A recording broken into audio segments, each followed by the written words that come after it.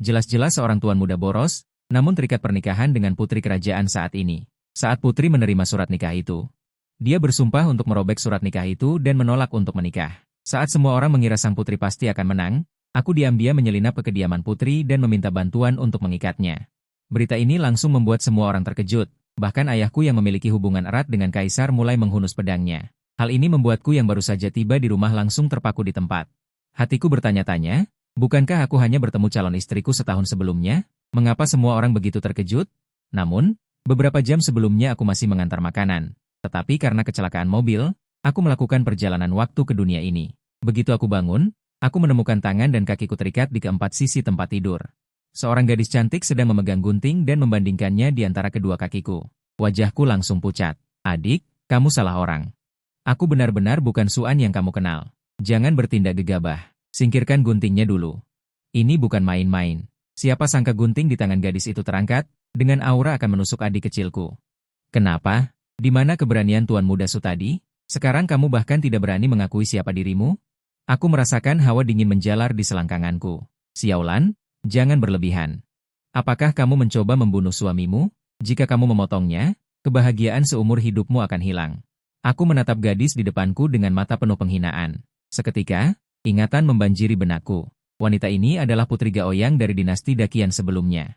Dan pemilik tubuh ini adalah tuan muda dari kediaman Adipati Dinggo Dakian, juga tunangan Putri Gaoyang Dakian. Hari ini, pemilik tubuh ini terlalu bodoh dan hidup terlalu boros. Dia berpikir bahwa setelah menjadi kepala perbendaharaan kerajaan, dia bisa melakukan apapun yang dia inginkan. Akibatnya, dia dibujuk oleh anak buahnya dan diam-diam menyelinap ke kediaman Putri. Dia mencoba untuk memaksa Putri Gaoyang, dan tanpa diduga, dia langsung dipukuli sampai mati. Hehe. Sekarang Tuan Muda Su ingat siapa dirinya?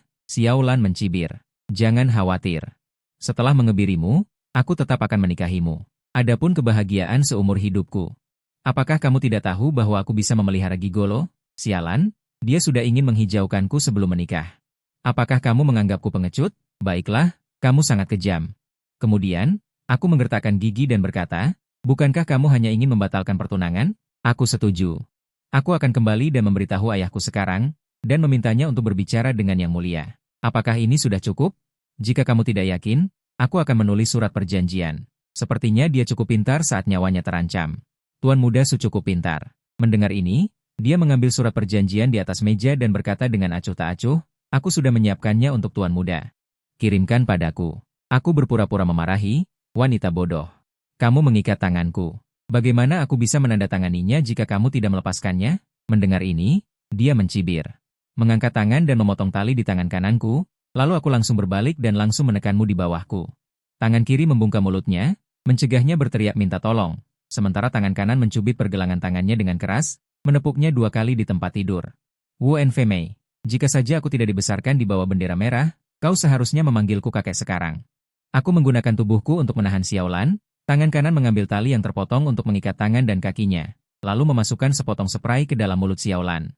Berani mengancamku? Apa kau tahu apa itu? Kekayaan adalah kebenaran, 3 kepatuhan dan 4 kebajikan?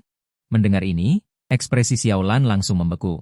Sebagai seorang putri dari sebuah negara, dia malah digoda oleh orang yang keras kepala ini. Berani memarahiku, aku menamparnya lagi dan tidak lupa mencubitnya dengan keras. Membatalkan pertunangan? Jangan harap, aku tidak hanya tidak akan membatalkannya. Aku juga ingin kau dengan sukarela memberikan dirimu dan menjadi salah satu dari 6.000 wanita cantik di haremku. Aku melakukan perjalanan waktu. Hanya untuk berbaring dan menikmati. Jadi bagaimana kalau seorang putri? Aku akan menidurimu. Memangnya kenapa? Saat ini, matanya yang indah membulat, seluruh tubuhnya dipenuhi aura membunuh. Kau terus saja mengarang cerita. Lain kali aku akan membuatmu mengubah cara mengajar. Kemudian, dengan cepat aku mengikatnya seperti lontong, lalu dengan santai melemparkannya ke tempat tidur.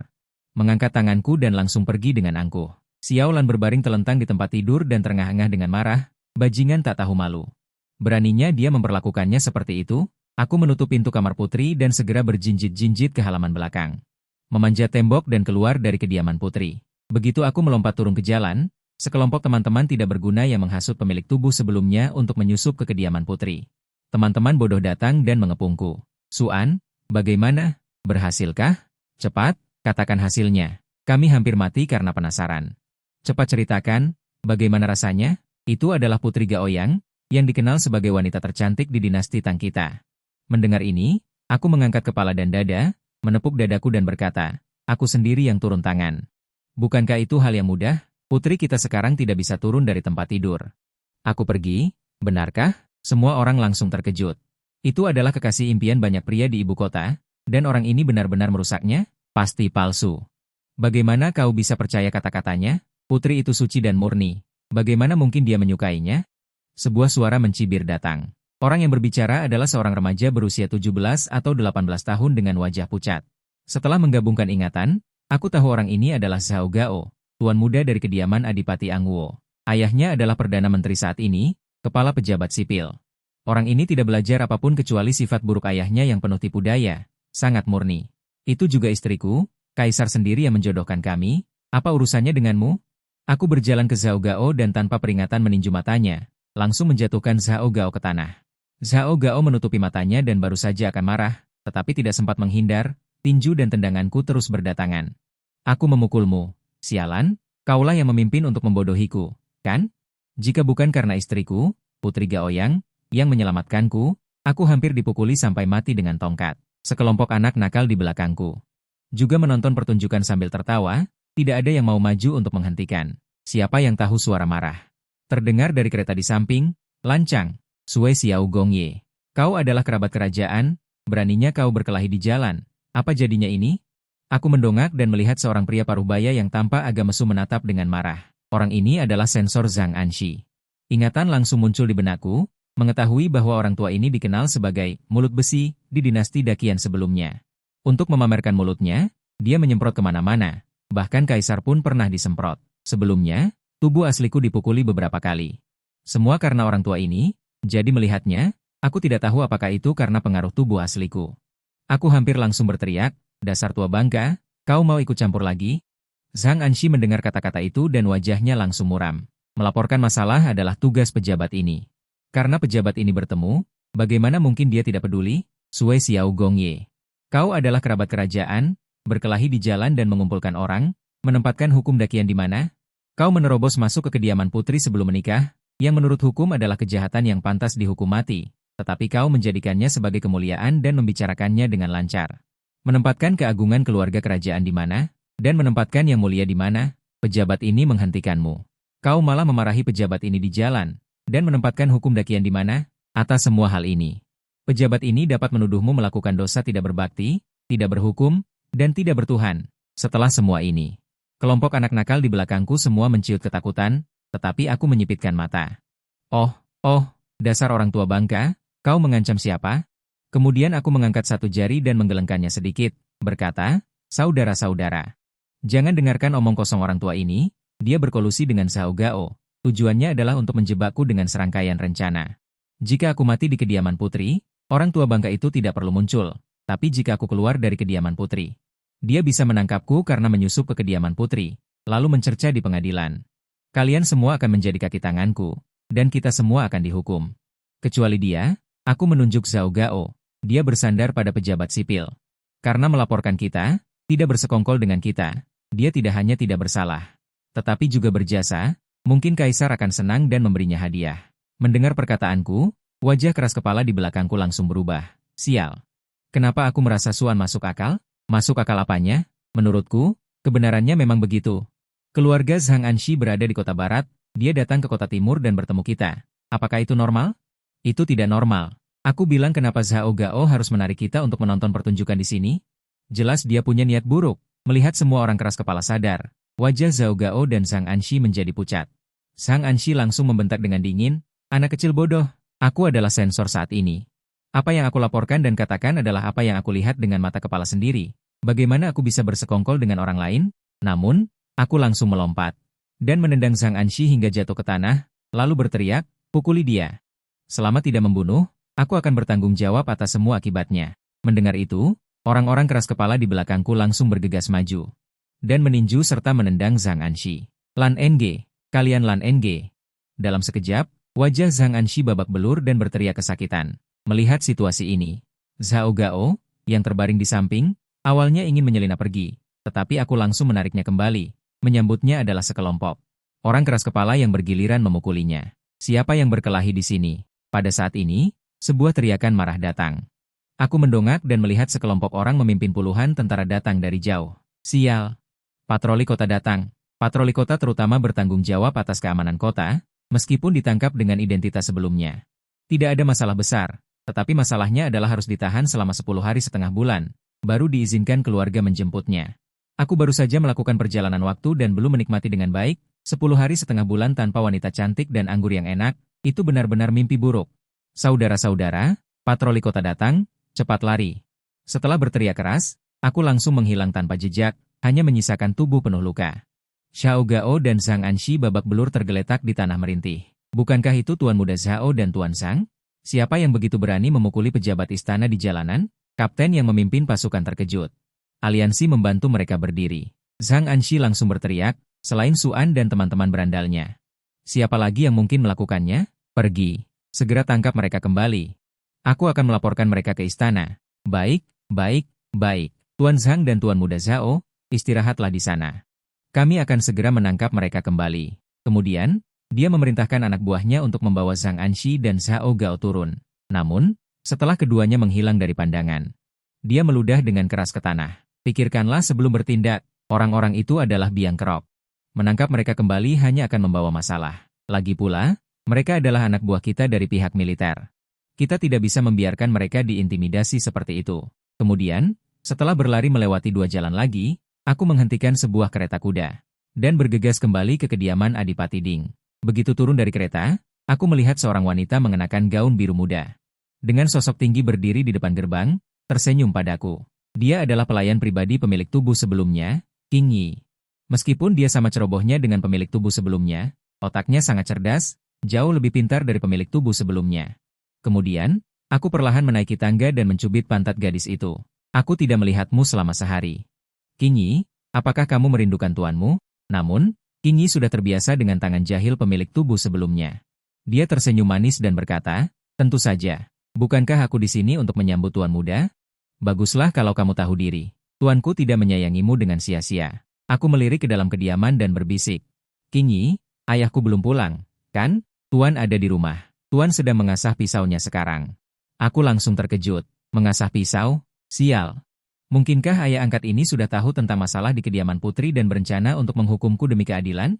Begitu aku memasuki kediaman Adipati, aku melihat Su Xiao sedang duduk di halaman, mengasah pisaunya yang penuh dengan goresan. Aku tidak berani mengganggunya, jadi aku berjalan dengan hati-hati ke halaman belakang. Melakukan hal buruk apa lagi?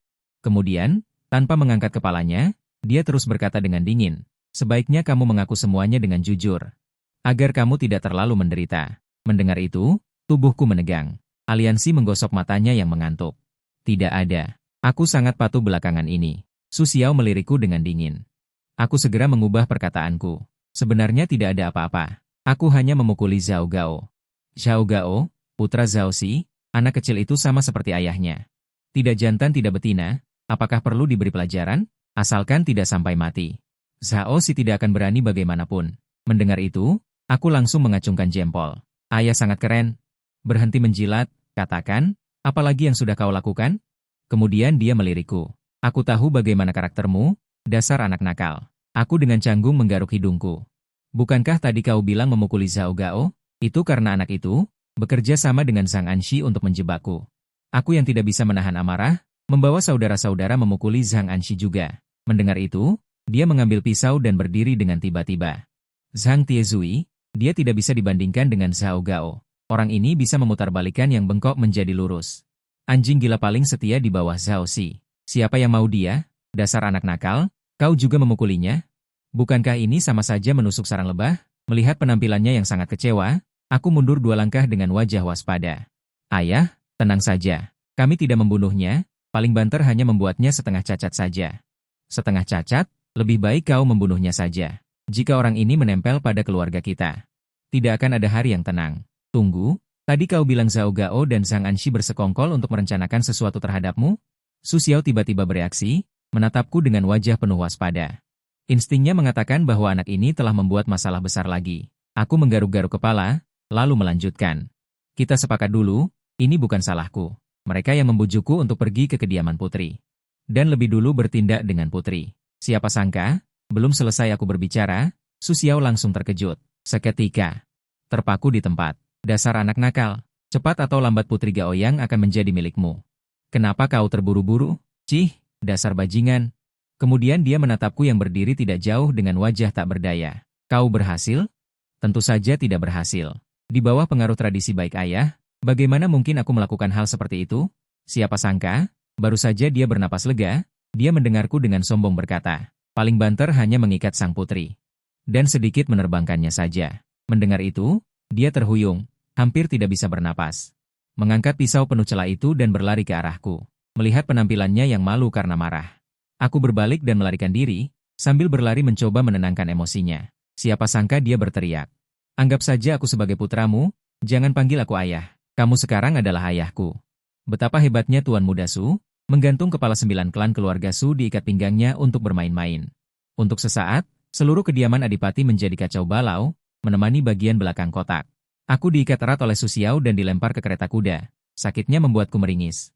Awalnya aku mengira ayah angkat ini hanya menakut-nakutiku, tapi aku tidak menyangka dia benar-benar serius. Punggung pisau menghantam pantat dengan keras, bekas di pantat itu setidaknya 5 cm tingginya. Ayah, ini sudah keterlaluan. Aku mengangkat kedua tangan yang terikat. Ayah, kau sudah memukulku. Tidak perlu menyerang lagi, kan? Permaisuri memukul lebih keras darimu, aku tidak mau pergi. Su Xiao naik kuda dan mendengus dingin. Sekarang kau tahu takut? Di kediaman putri. Ketika kau pamer kekuatan, mengapa kau tidak tahu takut? Mendengar ini, sudut mulutku sedikit berkedut. Dalam hati aku berkata, itu bukan aku.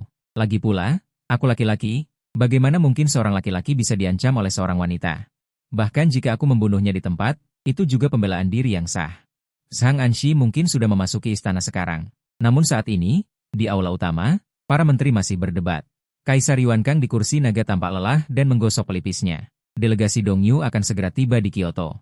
Mereka menggunakan panji perdamaian untuk meminta Putri Gaoyang untuk dinikahkan dengan Pangeran Dongyu. Tetapi sebenarnya mereka hanya datang untuk mempermalukan Dakian. Dalam beberapa tahun terakhir, gaya sastra negara Dongyu berkembang pesat dan hampir melampaui Dakian.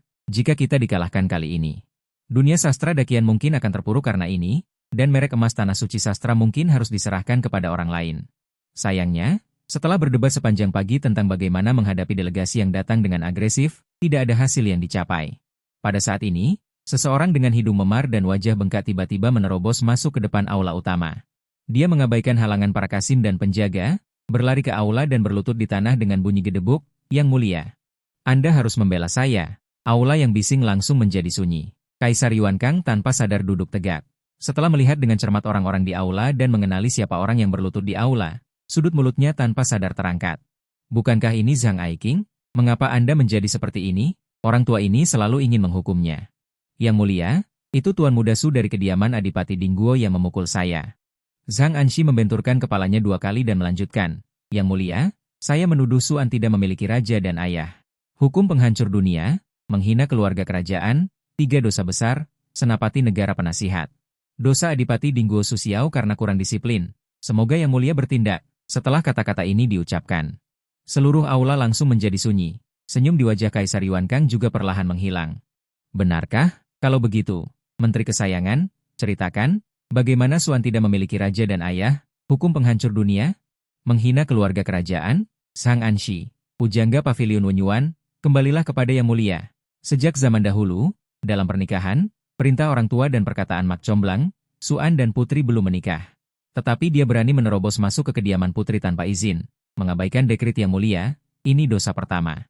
Dia memukuli pejabat istana di jalanan, ini dosa kedua. Dia menerobos masuk ke kediaman putri. Setelah keluar, dia tidak hanya tidak menyesal, tetapi malah bangga akan hal itu, membual kepada orang lain. Sembarangan membicarakan keluarga kerajaan, ini dosa ketiga. Dan Su Xiao membiarkan putranya melakukan kekerasan. Kurang disiplin, harus dihukum sama. Semoga Yang Mulia bertindak. Setelah mendengarkan kata-kata Zhang Anxi, seluruh aula langsung ramai berdiskusi. Kaisar Yuan Kang mendengarkan suara diskusi ini. Raut wajahnya semakin jelek, lalu dengan marah berkata, apa maksud kalian ini? Apakah kalian menargetkan Suan, atau mengatakan bahwa putriku berperilaku tidak pantas? Yang Mulia, Suan sangat mengabaikan hukum, mohon Yang Mulia mengeluarkan dekret untuk menghukumnya. Indehai dari Kementerian Ritus segera keluar dari barisan dan memberi hormat.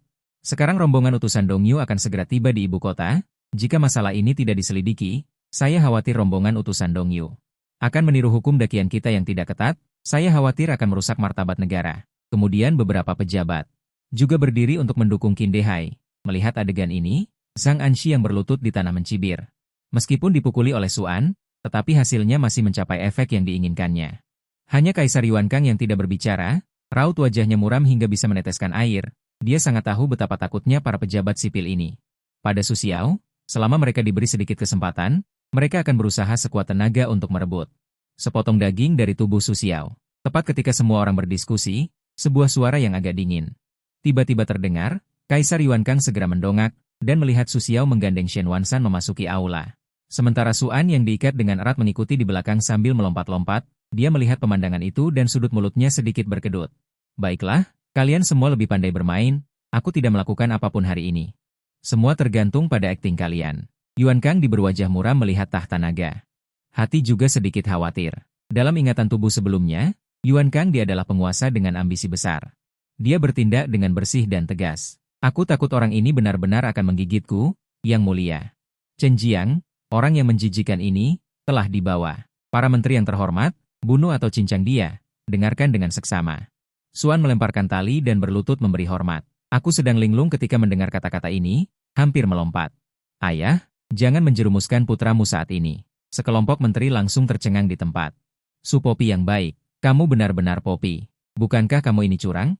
Kami akan menggunakan hukum moral untuk membunuhmu. Kejahatan yang dilakukan Tuan Muda Su akan dinilai oleh Yang Mulia. Hei, Qin Tua, bicaralah dengan hati-hati. Apa maksudmu kejahatan yang kulakukan? Kejahatan apa yang kulakukan? Aku langsung menyela kata-kata Qin Dehai. Menatap Yuan Kang dan berkata, Yang Mulia, Yin membeku dan berbunyi nyaring. Wu menyatukan dunia. Tidak bisa mendengarkan kata-kata sepihak mereka. Suan yang lancang, beraninya kamu bersikap kurang ajar di depan Yang Mulia. Qin Dehai mengucapkan 3 dosa besar yang sebelumnya didaftarkan oleh Zhang Anxi, menunjukku dan berkata dengan dingin. Terakhir, tambahkan satu lagi, bertemu dengan Yang Mulia dan membantah, tidak patuh. Apa yang ingin kamu lakukan? Memberontak? Aku langsung membalas dengan kata, idiot. Qin Dehai langsung marah, tapi aku sudah malas untuk meliriknya. Menghadap Yuan Kang dan berkata, Yang Mulia, Suan selalu seperti ini sejak kecil, tidak bisa memberi hormat kepada Anda.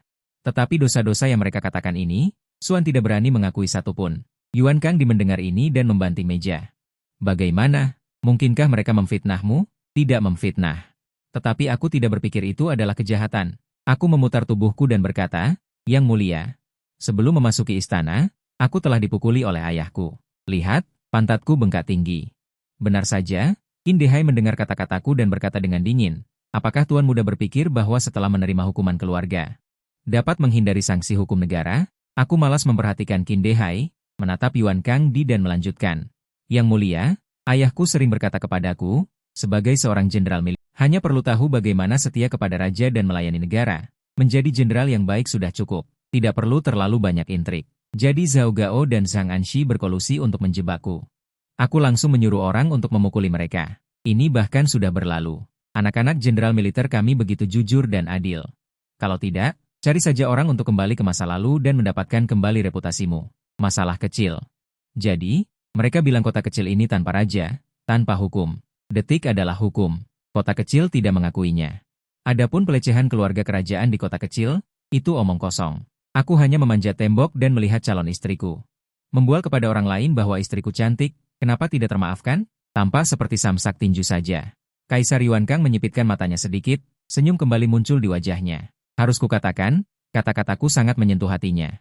Anak ini benar-benar tidak melakukan kesalahan besar. Bahkan menyusup ke kediaman putri, dia bisa mengatakannya dengan begitu percaya diri. Menurun dari siapa ini? Sementara para menteri tercengang. Qin Dehai dan Zhang Anxi hampir melompat karena marah. Awalnya, menghukumku adalah hal yang pasti. Akibatnya, aku menangis dan meratap. Murid jenderal tidak masalah jika dipukuli. Memukuli mereka adalah hal yang wajar. Justru para pejabat sipil inilah yang terlalu picik. Semua menteri segera memelototi Su Xiao. Lihatlah putra baik yang kau ajarkan. Suan, kau mengada-ada. Zhang Anxi berdiri, wajahnya merah karena marah. Kenapa? Kau boleh menggigit sembarangan, tapi putraku tidak boleh berbicara? Su Xiao menatap. Orang tua, apakah kau juga ingin merasakan tinju Su Xiao? Mendengar ini, Zhang Anxi menciutkan lehernya. Su Xiao di depannya benar-benar bisa melakukan hal semacam ini. Su Xiao, kau harus tahu batas. Kau lancang. Jika ini tidak di depan istana, kalian semua akan menggertak putraku. Satu persatu, maju semua. Aku akan menantang kalian semua. Mendengar ini, para pejabat sipil sangat marah hingga wajah mereka membiru. Cukup, apa yang kalian berdua lakukan? Kaisar Yankang membanting meja merah dengan marah, Xuan berkelahi di jalan dan memukuli pejabat pengadilan. Kau masih punya alasan? Melihat ayahmu sudah menghukummu, kali ini aku akan melepaskanmu. Nanti, kembali dan merenung selama 3 hari. Apakah para menteri punya keberatan? Para menteri segera setuju. Kaisar sangat melindungi putranya. Apalagi yang bisa mereka katakan? Mendengar ini, aku langsung menghela napas lega. Kehidupan borosku akhirnya akan dimulai. Wajah Zhang Anxi saat ini membiru. Melihat ekspresi sombongku, hatinya langsung terbakar amarah. Yang mulia, baru-baru ini ketika menteri bertemu dengan Tuan Muda Su memiliki wawasan tentang kedatangan utusan Dongyu. Dengan tulus meminta Yang Mulia untuk mempercayakan sepenuhnya urusan menyambut utusan Dongyu kepada Tuan Muda Su. Sial, orang tua ini ingin menjebakku lagi. Mendengar ini, Qin Dehai juga maju. Yang Mulia, hamba merasa masalah ini layak dicoba. Jenderal Su terkenal akan kehebatannya. Tuan Muda Su dalam menjamu utusan Dongyu pasti dapat membuat mereka terkejut dan tidak berani bertindak terlalu sombong. Para menteri lainnya pun ikut menyetujui. Wajah Kaisar Yankang langsung muram. Utusan Dongyu berkaitan dengan nasib negara Dakian. Bagaimana bisa dipermainkan? Para pejabat sipil ini demi menjatuhkan Tuan Muda Su, bahkan berani mengorbankan kehormatan negara. Kalian semua tidak tahu malu. Jenderal Su sangat marah hingga langsung memaki. Kalian tidak berani menyambut utusan Dongyu, malah menyuruh anakku pergi? Jenderal Su, kami memberikan kesempatan yang bisa mengharumkan nama keluarga ini kepada putra Anda. Sudut bibir Qin Dehai sedikit terangkat, tersenyum kecil. Mendengar itu, aku terdiam. Benarkah, aku, Tuan Muda ini, hanya ingin hidup santai? Tapi kalian tidak mengizinkan. Kalau begitu, aku akan menyelesaikan masalah ini lalu hidup santai. Karena kalian tidak tahu malu. Aku, Tuan Muda ini, akan menendang wajah kalian dengan keras. Menyambut utusan Dongyu, kan? Aku terima tugas ini. Zhang Anxi langsung terlihat bersemangat. Yang Mulia. Karena Tuan Muda Su sangat percaya diri, mohon Yang Mulia mengeluarkan titah untuk mengabulkan kesetiaan Tuan Muda Su. Kemudian, para menteri lainnya juga bangkit dan menyetujui, ingin menyelesaikan masalah ini sepenuhnya. Jenderal Su sangat marah hingga ingin memukul orang. Sementara itu, wajah Kaisar Yankang juga sangat muram. Xuan, apakah kamu tahu tujuan kedatangan utusan Dongyu ke Dakian kali ini? Tahu. Secara kasat mata, mereka datang untuk meminta putri sebagai istri bagi putra mahkota mereka, tapi sebenarnya mereka datang untuk memprovokasi. Ingin merebut papan nama Dakian sebagai tanah suci ilmu pengetahuan. Yang Mulia, jangan khawatir. Dunia sastra Dakian memang meredup, tapi bakat sastranya Xuan, mana bisa dibandingkan dengan omong kosong mereka itu? Hanya utusan Dongyu, kan? Dalam sekejap akan kubuat mereka semua bertekuk lutut. Para menteri lainnya terdiam. Lalu, tahukah kamu, jika Yang Mulia mengeluarkan titah dan kamu malah menggagalkannya? Apa akibatnya? Kaisar Yankang menekan meja dengan ujung jarinya. Dia ingin aku menyerah. Bagaimanapun juga, aku adalah menantunya. Jika aku benar-benar gagal, demi meredakan amarah publik, dia benar-benar akan menggunakan kepalaku sebagai tumbal. Tahu, Yang Mulia. Mohon keluarkan titah. Masalah melawan utusan Dongyu, Xuan akan menanggungnya sepenuhnya.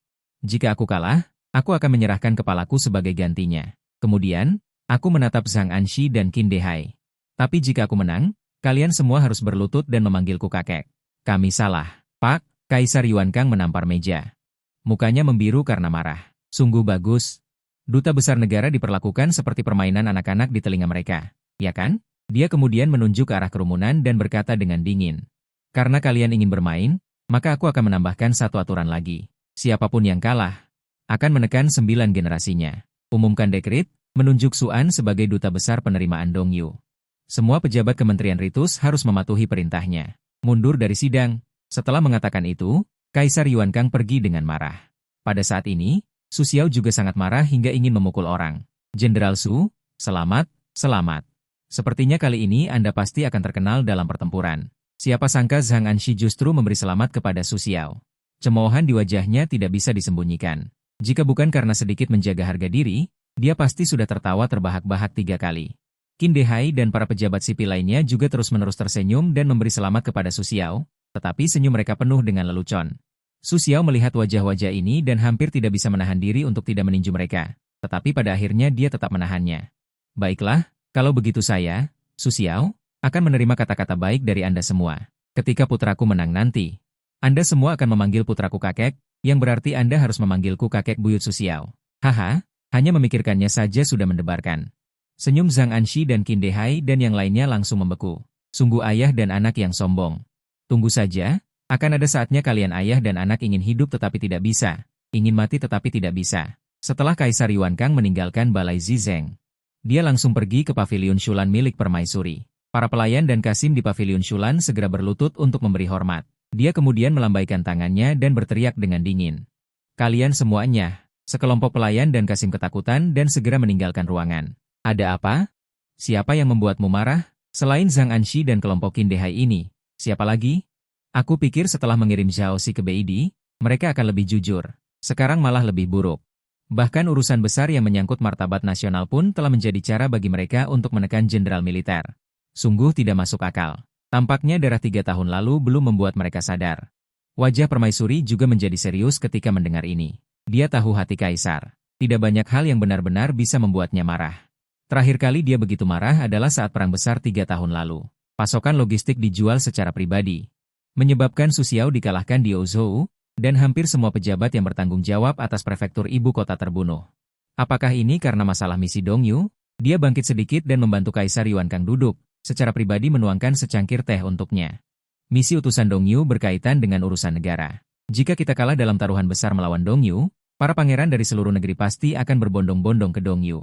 Lalu bagaimana pengadilan memilih talenta? Sekarang serahkan urusan utusan Dongyu kepada bocah nakal Suan itu. Harus kalah meskipun tidak mau. Wajah Permaisuri langsung berubah. Suan. Bocah nakal itu tidak pernah melakukan apapun dengan benar. Menyuruhnya menyambut utusan Dongyu sama saja dengan membuat keributan. Bagaimana ini bisa terkait dengan bocah nakal ini lagi? Kemudian Kaisar Yuan Kang menceritakan kejadian di aula utama kepada Permaisuri. Setelah mendengar itu, ekspresi wajah Permaisuri menjadi sedikit tidak sedap dipandang. Yang Mulia mengatakan bahwa Suan, tanpa bantuan Anda dan Su Xiao, menyelesaikan krisis sendirian. Saat dia mengatakan ini, matanya tiba-tiba menyipit. Kaisar Yuan Kang terkejut ketika mendengar tokoh utama. Benar? Kapan orang ini memiliki kemampuan seperti itu? Mustahil Su Xiao yang mengajarinya. Dengan temperamen Su Xiao, dia hanya akan memukuli Zhang Anxi dan para lelaki tua itu, daripada berpura-pura menyedihkan dan menjual kesengsaraan. Kaisar Yuan Kang menarik napas dingin saat ini. Mungkinkah anak kecil ini tercerahkan? Yang Mulia. Mungkinkah? Permaisuri tiba-tiba memikirkan sesuatu, dan ekspresinya langsung menjadi bersemangat. Mungkin, sangat mungkin. Kaisar Yuan Kang juga ikut berdiri. Telapak tangan dan kepalan tangan saling beradu dengan keras, nadanya menjadi sedikit bersemangat. Permaisuri, Anda bertanggung jawab atas masalah ini. Aku ingin melihat apakah Suan, bocah nakal ini, benar-benar tercerahkan. Mengapa Kaisar Yuan Kang sangat menyayangi Su Xiao? Karena seorang Taois tua dari Gunung Qingcheng pernah menghitung ramalan untuknya ketika dia akan meninggal, dengan menggunakan seluruh hidupnya. Dia hanya mengatakan satu kalimat saat itu. Su Xiao akan menenangkan dunia yang kacau, dan Suan akan menenangkan negara. Hanya saja selama bertahun-tahun, Suan berkeliaran di distrik lampu merah, sama sekali tidak memiliki tanda-tanda memerintah negara dan menenangkan dunia. Dia pikir ramalan Taois tua itu tidak akurat. Sekarang tampaknya mungkin bocah nakal ini sengaja menyembunyikan kemampuannya selama bertahun-tahun untuk menjadi seorang pelaibau. Jika bukan karena Zhang Anxi dan yang lainnya yang terlalu memaksa, dia tidak akan mengungkapkan kelemahannya. Yang Mulia, jangan khawatir. Serahkan masalah ini kepada saya. Permaisuri menggertakkan giginya. Bocah nakal ini, apakah dia benar-benar menyembunyikan kemampuannya atau benar-benar bodoh? Saya pasti akan mengujinya. Saat ini, aku berbaring di tempat tidur di rumah Duk Dingguo dan bersin dengan keras. Sial, siapa yang tidak ingin hidup lagi? Berani memaki tuan muda ini? Tapi sepertinya aku harus tidur tengkurap malam ini. Ayah angkatku ini benar-benar bertindak kejam. Pantatku bengkak karena dipukul. Awalnya aku ingin kembali dan melakukan latihan pergangan dada dengan King Yi, tapi sekarang aku tidak bisa melakukan latihan pergangan dada. Aku juga harus telanjang bulat agar King Yi bisa mengoleskan obat. Sangat memalukan. Aku sudah dipukuli seperti ini. Tuan muda masih tertawa dan memarahi. King Yi cemberut dan berkata, Tuan tidak pernah tega memukul tuan muda. Kali ini dia bertindak terlalu jauh. Bukankah tuan muda hanya ingin menggoda calon istrinya? Bukankah ini hal yang wajar? Hanya saja waktunya sedikit lebih awal. Mendengar ini, aku hampir melompat. Aku menatap King Yi dan berkata, bagaimana kau tahu? Tuan muda Cheng yang mengatakannya. Dia bilang sekarang seluruh Kyoto tahu. Tuan muda dengan berani menerobos kediaman putri dan mendominasi putri. Pada akhirnya, dia berhasil dan mundur, dan telah menjadi legenda besar di Kyoto. King Yi mengangkat tinju kecilnya, wajah cantiknya penuh kemenangan. Memang pantas menjadi tuan muda. Hebat, hebat kau kepala besar. Aku menepuk kepalaku dan membenamkan wajahku di bantal. Selesai, aku lupa kemampuan bergosip teman-teman buruk itu. Ini membuat seluruh kota menjadi gempar. Dosaku hari ini sia-sia. Aku hanya ingin berbaring. Kenapa begitu sulit? Cheng Hu pernah ke sini? Ya, dia datang mencarimu. Memintamu untuk tidak melupakan hari ulang tahun Nona Yuzu. Mendengar ini, aku langsung bersemangat. Jiang Yuzu, dia adalah pelacur nomor 1 di Menara Mingyue. Jika aku menulis 2 puisi untuknya, dan menaklukkannya, maka hehe. Tuan muda, bangun. Air liurmu akan menetes. Omong kosong, apakah tuan muda orang seperti itu? Aku tanpa sadar menyentuh sudut mulutku. Aku melotot pada Qing Yi dan berkata, jangan sentuh. Tuan mudamu tiba-tiba mendapat inspirasi untuk menulis puisi. Akan menulis puisi untuk wanita cantik. Tuan muda, tidak perlu repot. Kau ingin dia menghangatkan tempat tidurmu, kan? Aku akan membawa orang untuk menangkapnya kembali. Kemudian dia menggigil dan menampar pantatku. Aku melompat kesakitan. Qing Yi mengangguk. Tuan baru saja selesai makan dan pergi ke kamp militer. Bagus. Qing Yi membawa tangga. Tuan muda, aku ingin memanjat tembok. Akibatnya, aku belum selesai berbicara. Aku melihat Qing Yi sudah memasang tangga. Sudut mulutku berkedut. Melihat kelancaran gadis kecil ini. Jelas dia sering melakukan hal semacam ini. Setelah aku memanjat tembok, aku langsung menuju Menara Mingyue. Menara Mingyue adalah salah satu rumah bordil terbesar di Kyoto. Ditambah lagi dengan sungai Qinghai di belakangnya, bisa berperahu dan menikmati pemandangan, selalu disukai oleh sastrawan. Bahkan di siang hari, bisnisnya masih makmur. Aiyo. Tuan muda Su, Anda sudah datang. Saya tidak mengelola germo yang menarik pelanggan di depan pintu. Langsung naik ke lantai 2, begitu membuka pintu, saya melihat sekelompok teman-teman buruk dari tubuh sebelumnya, di kedua sisi. Melihat adegan ini, kelopak mata saya tidak bisa menahan diri untuk berkedut. Jika ini di zaman modern, saya bahkan tidak berani memikirkannya. Ayo, pahlawan, akhirnya kamu datang. Ayo cepat duduk. Begitu melihat saya masuk. Cheng Hu yang bertubuh kekar segera melompat berdiri, wajahnya memerah, dan yang lainnya juga mengedipkan mata ke arahku. Tentu saja aku tahu apa yang ingin mereka katakan. Semuanya diam untukku. Siapapun yang berani menyebutkan kejadian kemarin, aku akan membunuhnya. Ini kalau kita tidak membahasnya, orang lain juga akan membahasnya. Siapa suruh kau bermain begitu gila kemarin? Wajah Cheng Hu penuh dengan niat buruk. Ngomong-ngomong, apakah kau benar-benar berhasil? Pergi. Hari ini aku datang untuk Nona Jiang. Siapapun yang berani menyebut wanita lain, jangan salahkan aku karena tidak sopan. Segera pandanganku tertuju pada sosok di kejauhan. Jiang Yuzu duduk dengan tenang di sana mengenakan gaun merah. Dipadukan dengan senyum tipis dan menawan di sudut mulutnya, dia benar-benar cantik tiada tara. Tidak heran jika itu membuat banyak pria di Kyoto terpesona. Benar-benar cukup cantik. Hamba menyapa Tuan Muda Su. Baru beberapa hari tidak bertemu, Nona Jiang begitu sopan. Hari ini adalah hari ulang tahunmu, Nona Jiang. Tuan muda ini secara khusus membuatkan puisi untukmu, Nona Jiang. Akibatnya, dia bahkan tidak mengenali semua kata, dan bertanya bagaimana cara menulis karakter di tengah jalan. Butuh hampir setengah jam untuk menyusun puisi yang sama sekali tidak masuk akal. Ini pernah menjadi sensasi di Kyoto. Dia juga menjadi bahan tertawaan di seluruh Kyoto karena puisi ini untuk sementara waktu. Jika bukan karena hubungannya yang cukup kuat. Posisi pelacurnya ini sudah lama hilang. Sekarang Suan masih ingin menulis puisi untuknya. Jika ini menyebar. Diperkirakan para sastrawan di seluruh Kyoto akan menggunakan masalah ini untuk membuat artikel dan mengejeknya dan Suan. Untuk sesaat, dia bahkan tidak berani bertemu. Saudaraku, terakhir kali kau membuat kita kehilangan muka. Kali ini, jangan membuat masalah lagi. Cheng Hu mengetuk meja dan menatapku. Saudara-saudara kita memiliki kulit tebal dan tahan terhadap pukulan. Tetapi jika bisnis Nona Jiang dirugikan, itu tidak akan baik. Dia adalah satu-satunya di seluruh Kyoto yang sopan terhadap kita, para pelaibau. Bakat dan wanita cantik adalah impian banyak wanita di rumah bordil. Jadi, para sarjana yang memiliki sedikit pengetahuan. Sangat populer di setiap rumah bordil. Adapun mereka, anak-anak perwira militer yang kasar, meskipun status mereka terhormat. Tetapi para wanita penghibur itu tidak terlalu menyukai mereka. Hanya Jiang Yuzu yang dekat dengan mereka. Kau mengerti? Omong kosong. Terakhir kali aku sengaja, tahu? Lalu aku menepuk kertas di tanganku ke tangan Jiang Yuzu. Aku menepuk dadaku dan berkata, aku berani menghadapi utusan Dongyu. Kemampuan mayat apa yang bisa mengalahkanku? Saudara-saudara, aku tidak takut kalian menertawakanku. Aku akan mengatakan yang sebenarnya di sini. Kemarin, Zhang Anxi dengan paksa menambahkan masalah ini padaku, aku sangat marah. Sangat marah. Kemarahan ini bukan karena dihitung oleh Zhang Anxi dan Zhao Dehai. Tetapi mereka benar-benar menggunakan masalah besar ini untuk intrik politik, ingin menggunakan utusan Dongyu untuk menginjak-injak perwira militer kita dengan kejam. Jika Yang Mulia tidak ada di sana, pada saat itu aku bahkan akan bergabung dengan ayahku untuk melakukan perebutan kekuasaan gabungan ayah dan anak, perebutan status, perebutan kepentingan. Hal-hal ini sama sekali tidak aku pedulikan. Suan, siapa yang tidak tahu bahwa aku, Suan, adalah pemboros nomor satu di ibu kota. Tetapi di depan kepentingan nasional, semua keuntungan dan kerugian pribadi harus disingkirkan. Utusan Dongyu datang untuk menantang. Ini untuk merebut peradaban Dakian, untuk membagi keberuntungan Dakian. Ini adalah urusan negara. Dalam hal ini, baik pejabat sipil maupun perwira militer. Bahkan jika biasanya ada dendam membunuh ayah dan merebut istri, saat ini mereka harus bersatu melawan musuh asing. Tetapi, aku sangat kecewa. Orang-orang seperti Zhang Anxi masih berpikir untuk menggunakan masalah ini untuk membuat jebakan. Menindas kita. Mereka tidak berani bertarung, kita juga tidak boleh melawan.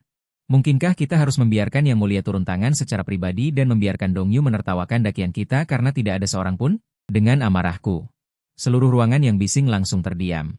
Bahkan Jiang Yuzu. Pada saat ini, matanya yang indah juga sedikit menyipit. Aku tidak menyangka bahwa anak nakal yang biasanya tidak disukai ini ternyata juga memiliki pandangan seperti ini, memahami gambaran besar dan menjaga kebenaran. Aku kagum. Senyum muncul di wajah Jiang Yuzu, dia memberi hormat kecil kepadaku. Tetapi mata indahnya itu penuh dengan keterkejutan. Mungkinkah kenakalannya di masa lalu hanya pura-pura? Siapa yang tahu bahwa kata-kataku baru saja selesai? Suara mencibir datang dari luar pintu. Hehe, jadi cinta negaramu adalah mengambil wajah Dakian? Pergi berkumpul di biro penjaga utara? Semua orang serentak melihat ke gerbang. Yang masuk adalah Xiao Gao dan sekelompok anak pejabat sipil, serta beberapa sarjana terkenal di Kyoto.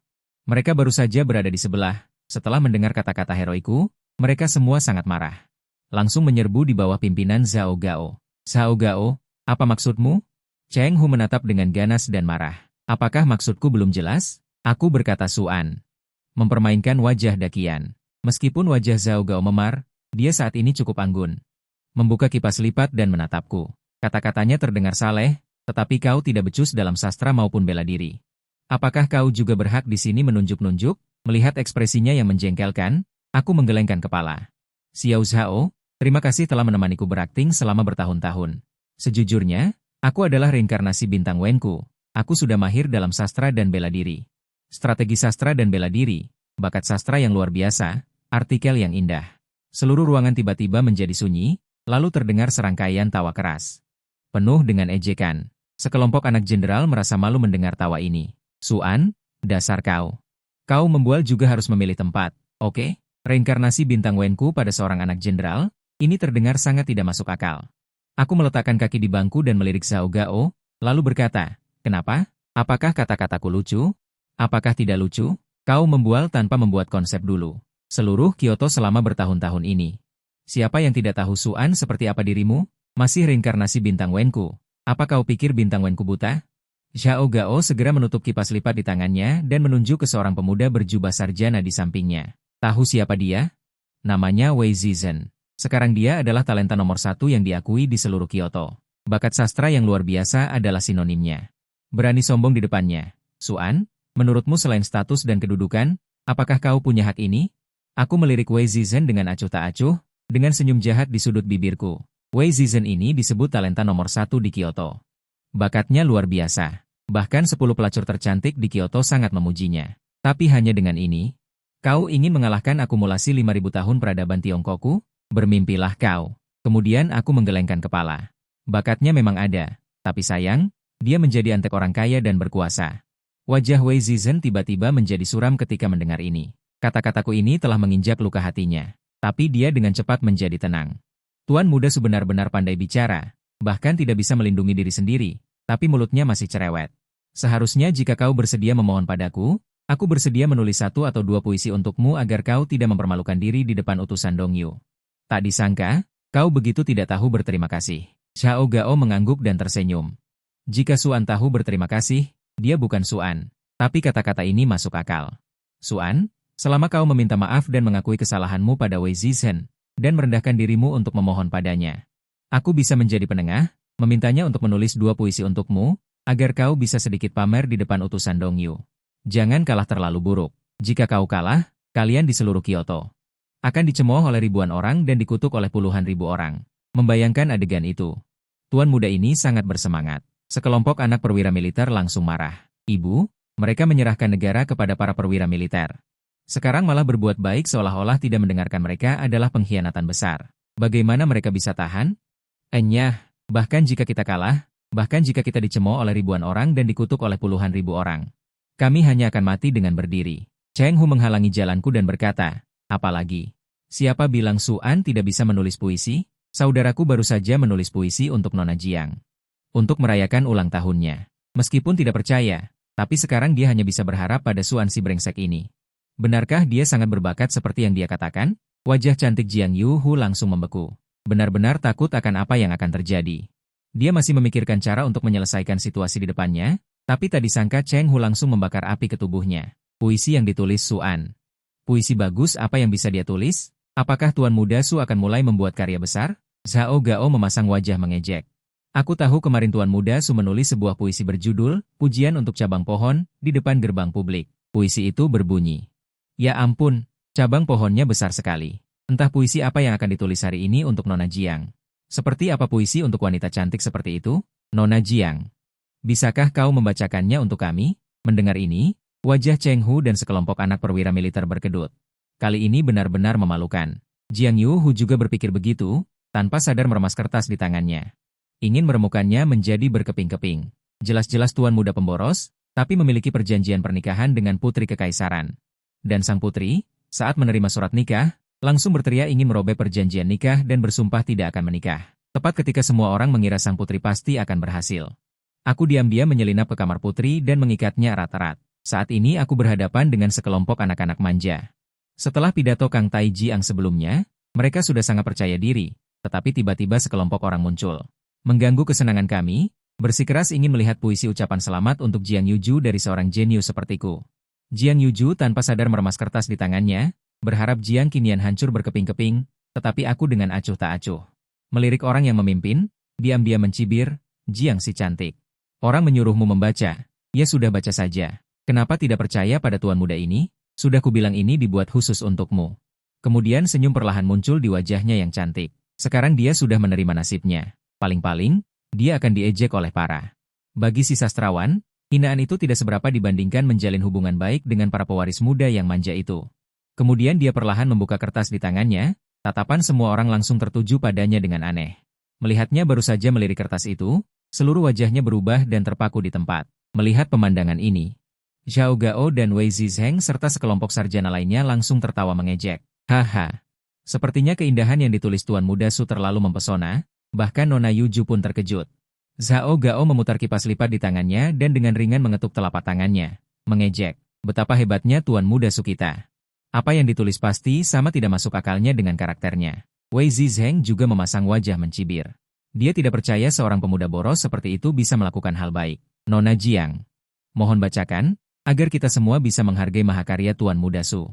Benar, Nona Jiang, jangan sembunyikan. Bacakan, sekelompok pejabat dan sarjana mengangguk setuju. Sekelompok anak muda di belakangku. Mendengar ini, hati mereka langsung jatuh ke dasar. Hanya aku yang dengan tenang mengipasi kipas lipat di tanganku. Hehe. Kalian benar-benar merasa pipi kalian kurang bengkak? Berusaha keras menyerahkan pipi kalian untuk dipukuli. Saat ini, Jiang Yuju yang terpaku akhirnya sadar. Wajahnya penuh semangat dan terkejut. Kedua tangannya yang memegang kertas itu sedikit gemetar. Tidak salah. Ini adalah mahakarya mutlak, Meiren Huan Julian, Shen Zuopin Emei, dan Jian Lei Hensi, Bu Zixin Henshei. Ini adalah puisi yang bagus. Tidak, ini adalah puisi yang bisa mengguncang zaman kuno dan modern. Kemudian dia mengangkat kertas di tangannya dan sedikit memberi hormat kepada Sui. Tuan muda, seperti yang diharapkan, sangat berbakat. Aku kagum. Hanya dengan puisi ini, Jiang Yujunya bisa melegenda selamanya, menjadi pelacur terkenal dalam peradaban masa depan. Gadis-gadis rumah bordil yang tak terhitung jumlahnya sangat menyukai sarjana yang sedikit kaya. Bukankah itu yang mereka inginkan? Tanpa diduga, puisi yang dicari oleh banyak orang, dibuat begitu saja oleh anak orang kaya nomor 1 di Kyoto ini. Otot-otot di wajah Zhao Gao semuanya menegang. Wajahnya penuh ketidakpercayaan. Awalnya, dia pikir aku akan menulis puisi tentang wanita cantik yang lebih aneh, seperti puisi tentang teh yang aku tulis kemarin. Tanpa diduga, aku menulis mahakarya seperti itu. Saat ini, di kamar sebelah, Seorang pemuda tampan berpakaian putih berdiri di depan jendela. Setelah mendengarkan puisi Jiang Yu tentang wanita cantik, kipas lipat di tangannya dengan ringan mengetuk telapak tangannya, dan matanya sedikit menyipit. Dia berkata dengan lembut, puisi yang bagus. Dia adalah putri ketiga Dong Yu, Yuan Qian. Kali ini, dengan nama samaran King Wen Qian, dia memasuki Dayou dengan seorang sarjana Konfusianisme terkenal. Tetapi karena dia merasa bahwa rombongan itu terlalu lambat, dia membawa pelayannya dan memasuki Kyoto Dayou terlebih dahulu. Puisi yang bagus, putri. Tidak. Tuan muda, bukankah dikatakan bahwa orang yang membuat puisi ini adalah orang idiot? Pelayan itu bertanya dengan rasa ingin tahu ketika King Wen Qian tenggelam dalam pikirannya. Begitulah yang dikatakan intelijen. Namun, intelijen seringkali tidak akurat. King Wen Qian tersenyum. Tunggu sebentar, ketika kamu pergi, kamu mengirim seseorang untuk memeriksa kembali latar belakang orang ini. Kaisar Yuan Kang memintanya untuk menjabat sebagai duta besar penerimaan. Jika dia tidak gila, maka orang ini mungkin tidak sesederhana kelihatannya. Setidaknya, dengan puisi ini, dia bisa beradu kekuatan dengan para sarjana dari rombongan Dong Yuku. Tentu saja.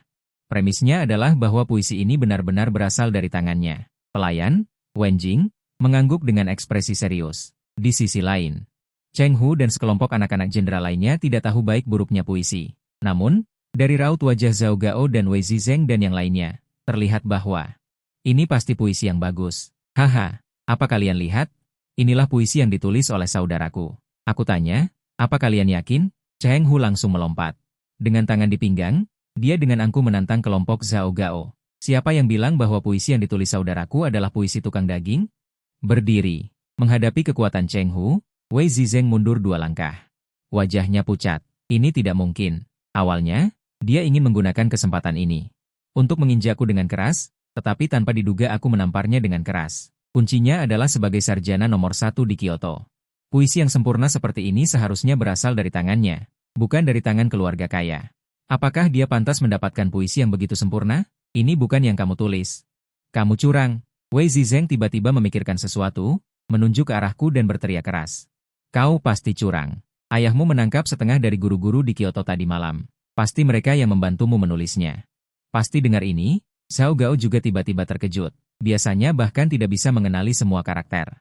Bagaimana mungkin bisa menulis puisi yang begitu bagus? Pasti guru-guru yang ditangkap Su Xiao tadi malam yang menulisnya untuknya. Su An, jika kau punya kemampuan, tulislah sendiri.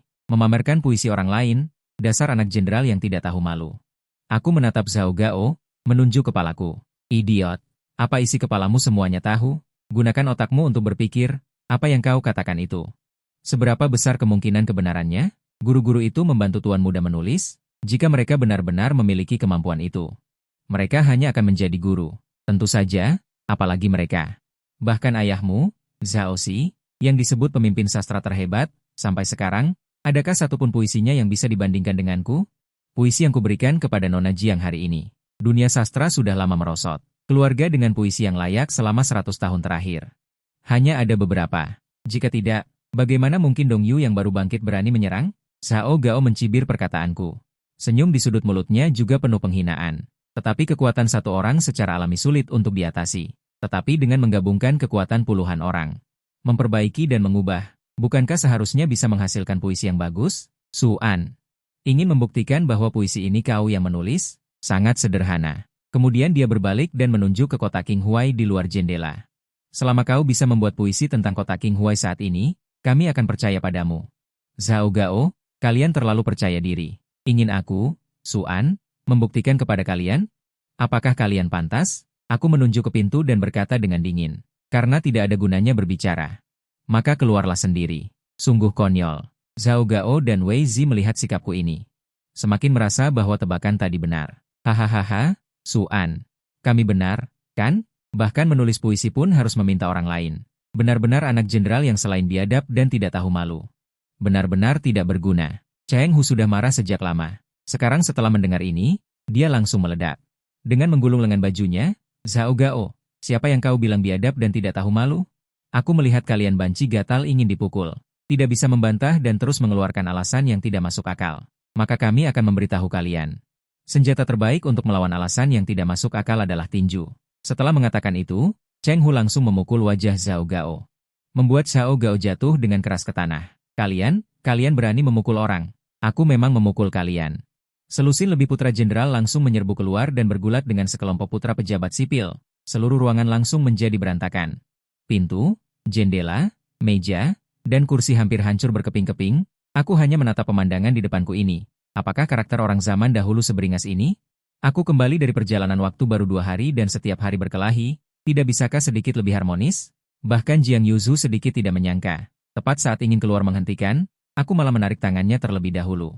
Tidak bisa dihentikan, biarkan mereka berkelahi, ayo pergi. Mari kita cari tempat untuk mengobrol dan menonton pertunjukan, tunggu mereka selesai berkelahi baru bicara. Jiang Yuzu tertegun mendengar ini. Dia menatapku dengan bingung dan berkata, temanmu sedang berkelahi, kau tidak membantu tidak masalah. Kau malah ingin meninggalkan mereka. Aku sedang terluka. Sambil berkata begitu aku menariknya berdiri di samping.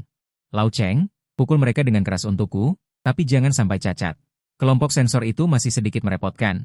Saat ini Qin Wenjian dari kamar sebelah mendengar suara perkelahian dari sebelah. Untuk menghindari masalah yang tidak perlu, dia segera memberi isyarat kepada pelayannya dan buru-buru membuka pintu dan pergi. Namun, begitu dia keluar, dia bertabrakan dengan aku yang melesat seperti angin puyuh. Langsung terjatuh bersama, tubuh Qin Wenjian menegang seketika. Sedangkan aku saat ini hanya peduli melarikan diri. Menopang dengan kedua tangan di dadanya dan ingin bangkit. Saudara. Maaf ya, siapa sangka aku tertegun sebelum selesai berbicara. Tempat yang kupegang dengan kedua tangan terasa seperti awan. Coba kucubit lagi. Sial, sudah pasti. Ini seorang wanita, aku baru saja membuka mulut untuk bertanya kepada pemuda yang menyamar sebagai pria di depanku. Ekspresinya langsung memerah padam, sebuah tamparan keras langsung mendarat di wajahku.